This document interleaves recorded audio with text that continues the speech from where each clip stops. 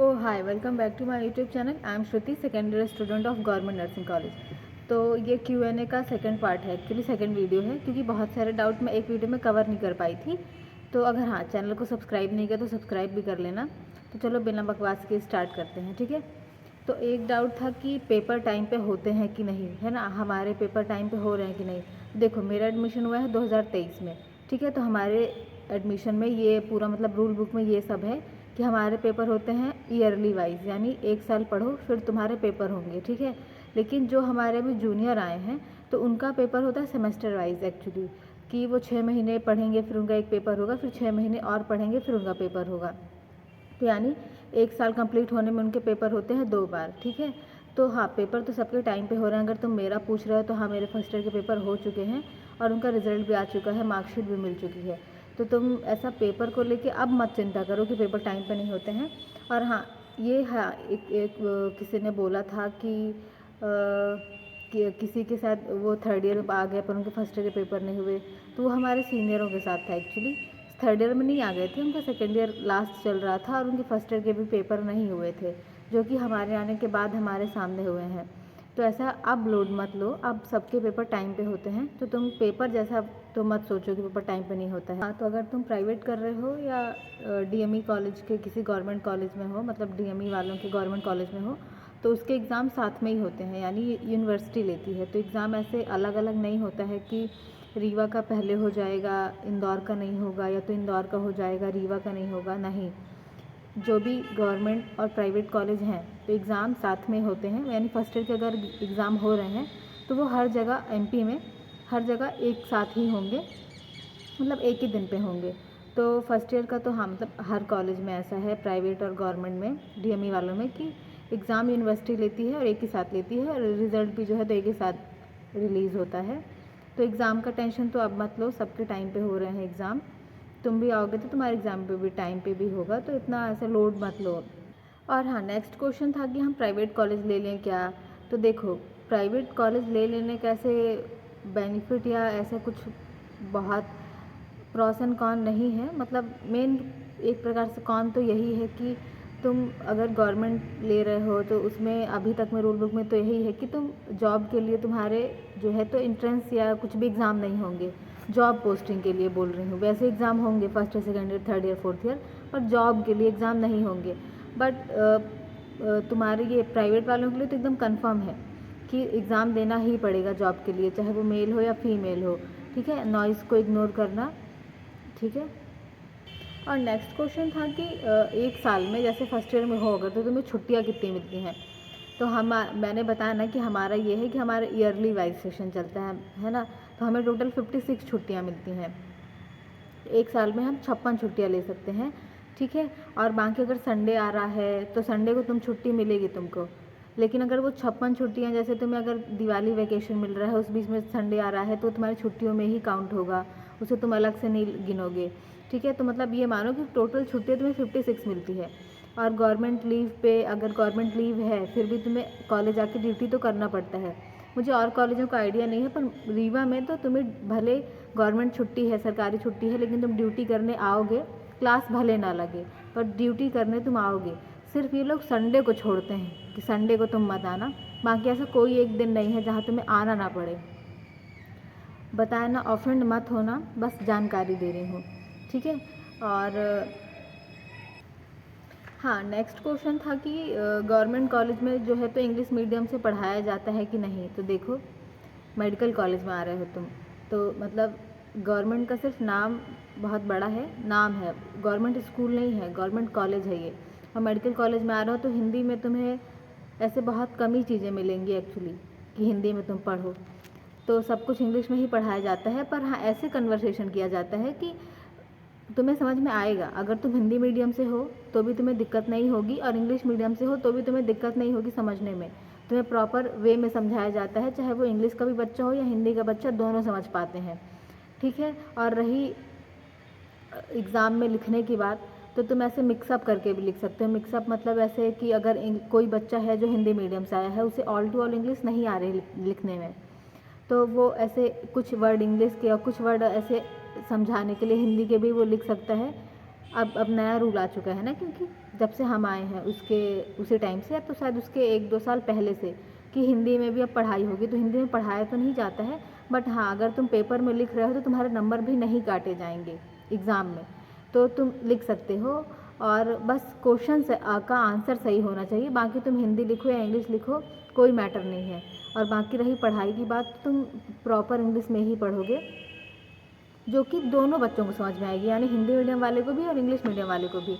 तो इस पढ़ाई के वाले से तो तुम ऐसे बेफिक्र रहो कि तुम्हें समझ में नहीं आने वाला है कुछ, दैट्स इट। और एक क्वेश्चन था कि कॉलेज में ट्रिप में ले जाते हैं कि नहीं, तो ऐसे दुखी कर दिया तुमने क्वेश्चन देख के, मतलब करके। कोई बात नहीं यार, रीवा में तो नहीं लेके जाते हैं यार। तुम रीवा के अगर गवर्नमेंट कॉलेज में आ रहे हो, रीवा के नर्सिंग कॉलेज में आ रहे हो, तो तुम्हें ट्रिप में नहीं लेके जाएंगे।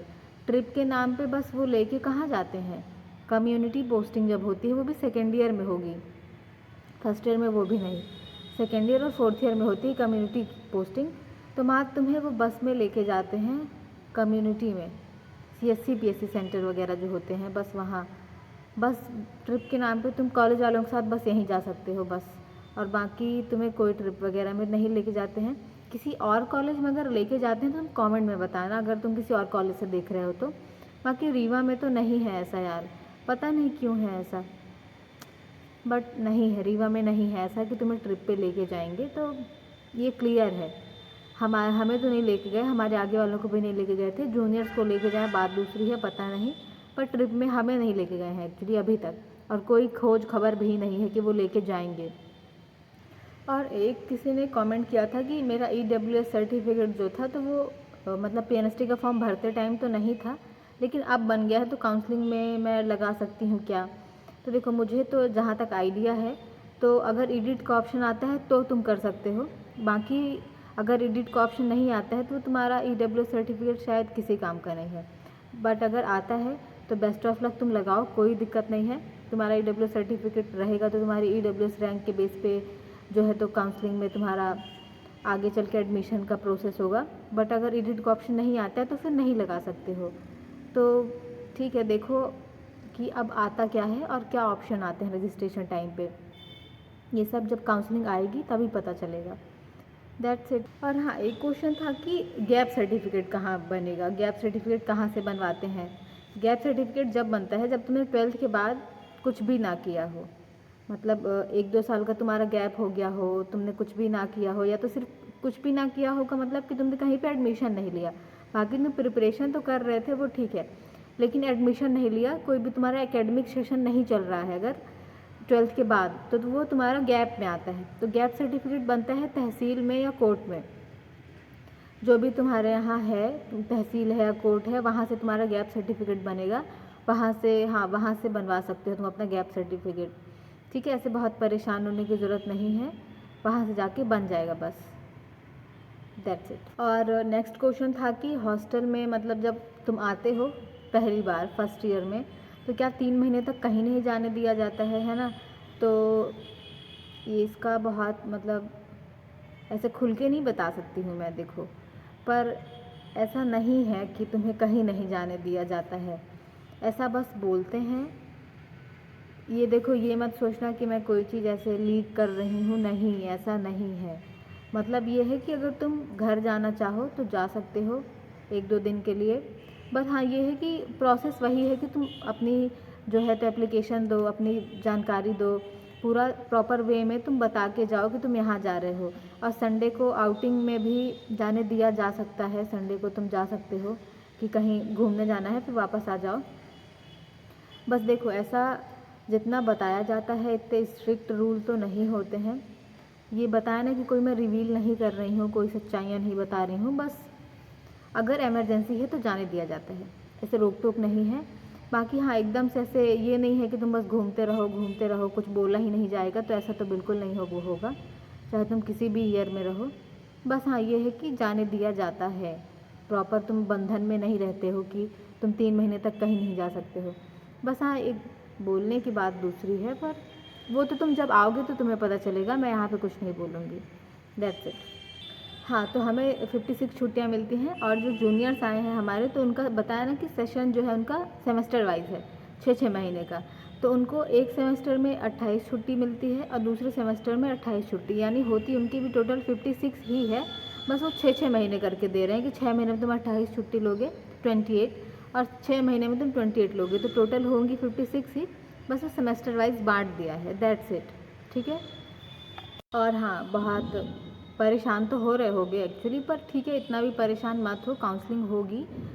तुमने मेहनत की है, तुम्हारा रिज़ल्ट अच्छा आया है, मतलब सब ने मेहनत की है, सबका रिज़ल्ट अच्छा है, तो डोंट वरी। थोड़ा टाइम ज़रूर लग रहा है पर काउंसलिंग होगी, मतलब ऐसे कीप होप, मतलब थोड़ी उम्मीद रखो, बहुत डरो मत, होगी काउंसलिंग। थोड़ा टाइम ज़रूर है, पर बोला ना कि नाटक होता है काउंसलिंग में, तो ऐसे परेशान मत हो। सिर्फ तुम्हारे लिए बस नहीं हो रहा है, होता ही है नाटक, तो इसीलिए ऐसे डिप्रेस या तो परेशान मत हो, स्ट्रेस मत लो इस बात का। काउंसलिंग होगा, तुम एडमिशन लोगे और आओगे कॉलेज, तो इतना परेशान मत होना, चिल करो। तब तक अपने डॉक्यूमेंट रेडी कर लो, दैट्स इट। और बाकी अगर तुम्हारी कुछ और क्वेरी या कमेंट या उत्सुकता है जानने की, तो तुम कमेंट करना कि तुम्हें और क्या जानना है, अपने डाउट बोलना था मेरे को, कि तुम्हारे कोई और डाउट है, क्वेरी है, तो तुम उसको कमेंट में पूछना, मैं बताऊंगी तुमको। तो वीडियो बहुत लंबी हो जाएगी ये, तो अभी के लिए बस इतना ही। That's it for the today. Thank you for the watching. Do like and subscribe.